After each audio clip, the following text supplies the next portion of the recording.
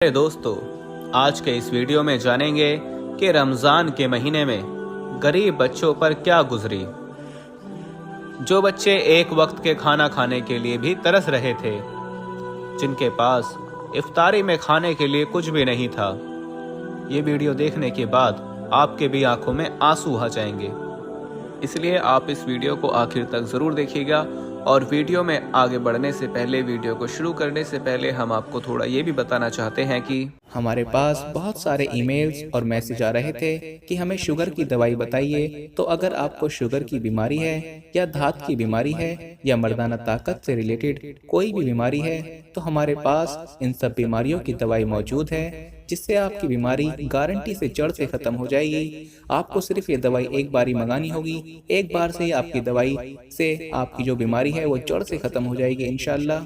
हमारे जो आलिम हैं उन्होंने इस दवाई पर पढ़ाई की है, वसाइफ किए हैं। तो अगर आप दवाई मंगवाना चाहते हैं तो हम कुरियर से आपके पास दवाई भेज देंगे। दवाई के प्राइस भी ज़्यादा हाई नहीं है। दवाई मंगवाने के लिए आप स्क्रीन पर दिए गए नंबर पर व्हाट्सएप करके दवाई ऑर्डर कर सकते हैं, और ज़्यादा जानकारी के लिए आप व्हाट्सएप पर मैसेज करें। ये कहानी अकबर नाम के एक शख्स की है।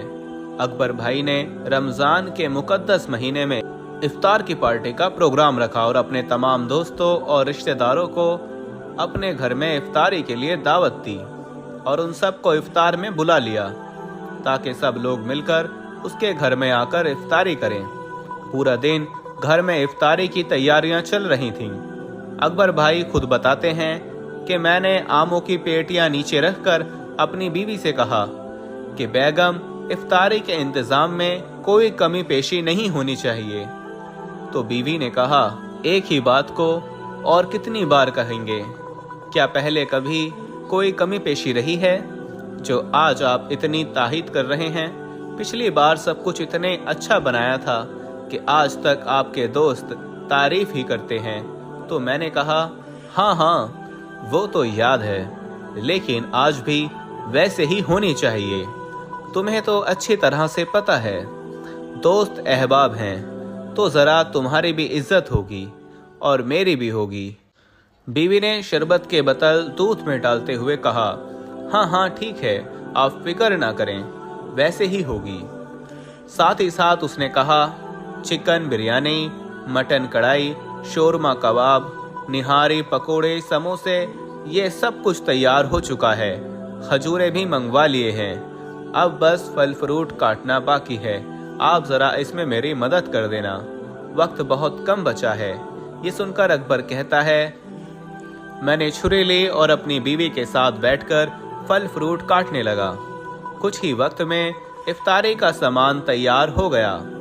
हमने सारा सामान डाइनिंग टेबल पर सजा दिया। इतने में दोस्तों और रिश्तेदारों का आने का सिलसिला भी शुरू हो गया।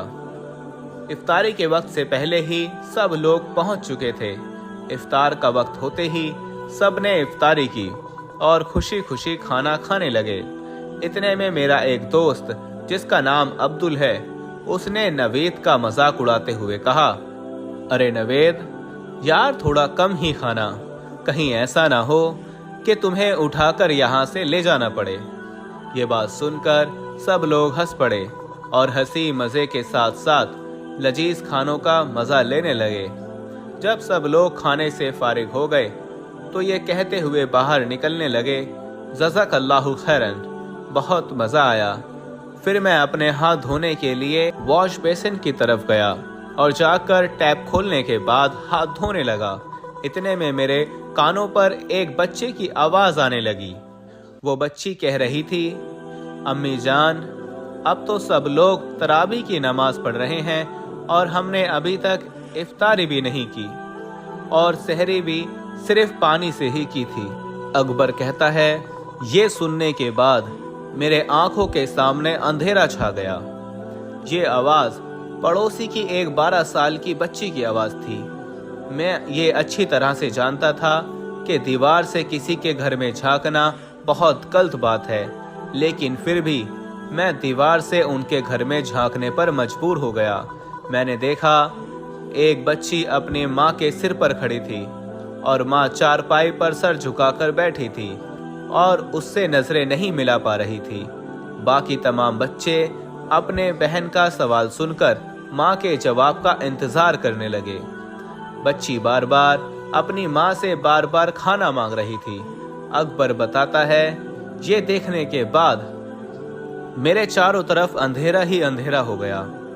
उसकी माँ ने जब सर उठाया तो अचानक नजरें मुझ पर पड़ गईं। मैं दीवार पर खड़ा हुआ था। उसकी आंख आंसुओं से भरी हुई थी।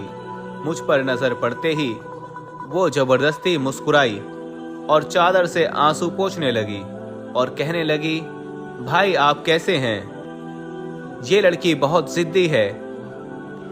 इसने अभी अभी खाना खाया है और फिर से जिद कर रही है। अकबर कहता है, वो झूठ बोल रही थी।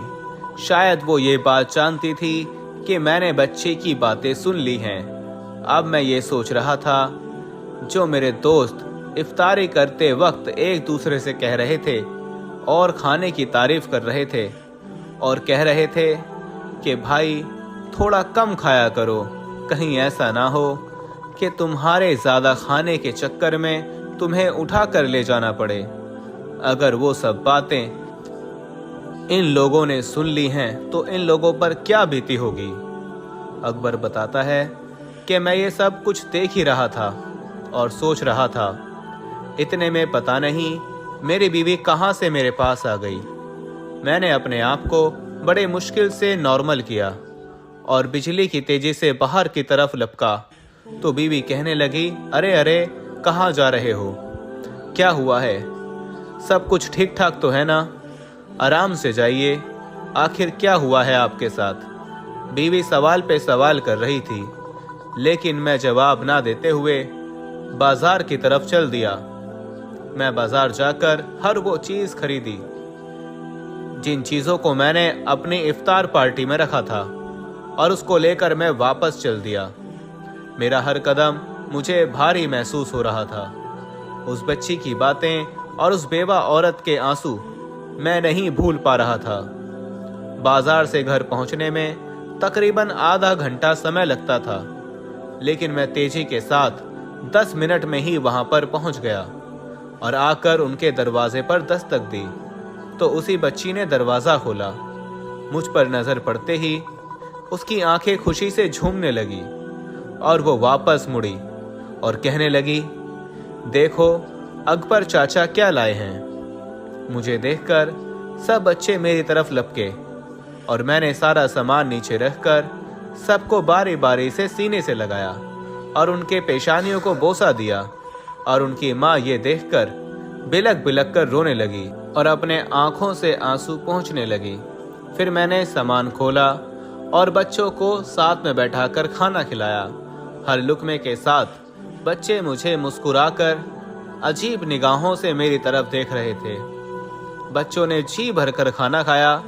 जब सब खा चुके थे तो मैंने कहा, अब सब आराम करो और अम्मी से भी कहो कि वो भी खाना खा लें, मैं थोड़ी देर में ही आता हूँ। ये कहने के बाद बच्चों ने कहा, ठीक है चाचा। अकबर कहता है, मैं उसके बाद घर से बाहर निकला और बाजार में आकर महीने भर का राशन खरीद लिया और दोबारा उनके घर आ गया। सारे बच्चे सो चुके थे और उनकी माँ जाग रही थी। मुझे देखकर वो उठ खड़ी हुई और नजरें झुकाकर कहने लगी, भाई आपने इतनी तकलीफ क्यों उठाई? तो मैंने कहा, आप तो मेरी बहन हो, तो इसमें तकलीफ की क्या बात है? क्या भाई अपनी बहन के लिए इतना भी नहीं कर सकता है? ये कहने के बाद मैंने सामान को एक तरफ रखा। सामान को एक तरफ रखने के बाद मैंने सोए हुए बच्चे पर एक निगाह डाली तो मेरे दिल में एक ऐसा सुकून महसूस किया जो मैंने सारी जिंदगी में कभी नहीं किया था। उसके बाद मैंने कहा, ठीक है बहन, मैं चलता हूँ। ये कहने के बाद मैं बाहर की तरफ चलने लगा। जब मैं घर से निकल रहा था तो उस औरत की जुबान से मैं ये अल्फाज सुना, भाई अल्लाह आपको किसी का मोहताज ना बनाए। वह मुझे दिल से दुआ दे रही थी। इन तमाम मंजर को देखकर मैंने एक अजीब सुकून महसूस किया।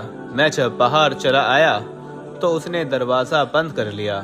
फिर उसके बाद पूरा रमज़ान उसके घर से बच्चों के हंसने खेलने की आवाज़ आती थी जिसको सुनकर मेरी रूह को सुकून मिलता। अकबर कहता है, मैं घर पहुंचने के बाद सजदा शुक्र अदा किया और अल्लाह सुब्हाना व तआला से रो रो कर माफ़ी मांगी। या अल्लाह मुझे माफ़ फरमा, या परवरदिगार मुझे माफ़ कर दे, क्योंकि मैं अब तक इस बात से गाफिल था। दोस्तों, रमज़ान के मुक़द्दस महीने में किसी रोज़ेदार को इफ्तार कराना बहुत ही सवाब का काम, लेकिन हम लोग उन लोगों को तो अफ्तार में शामिल करते हैं जो लोग खुद अपनी इफ्तार का इंतज़ाम कर सकते हैं, लेकिन हम लोग उन लोगों के बारे में नहीं सोचते हैं जिन लोगों के पास सहरी और इफ्तारी के वक्त भी खाना मुयस्सर नहीं होता। इसीलिए हमें किसी अमीर दोस्त को दावत देने से पहले ये देखना चाहिए कि हमारे गरीब पड़ोसी क्या खा रहे हैं। अगर हम सहरी और इफ्तार में अच्छा खा रहे हैं लेकिन पड़ोसी के हक नहीं अदा करते, तो इसका हमें अल्लाह ताला के सामने जवाब देना होगा। आखिर में अल्लाह ताला से दुआ है, या परवरदिगार तू हम सबको तमाम रोज़े रखने की तौफीक अता फरमा और इस मुक़द्दस महीने में हमारी इबादत को तेरे प्यारे हबीब के सदक़े कबूल कर ले। आमीन सुम्मा आमीन।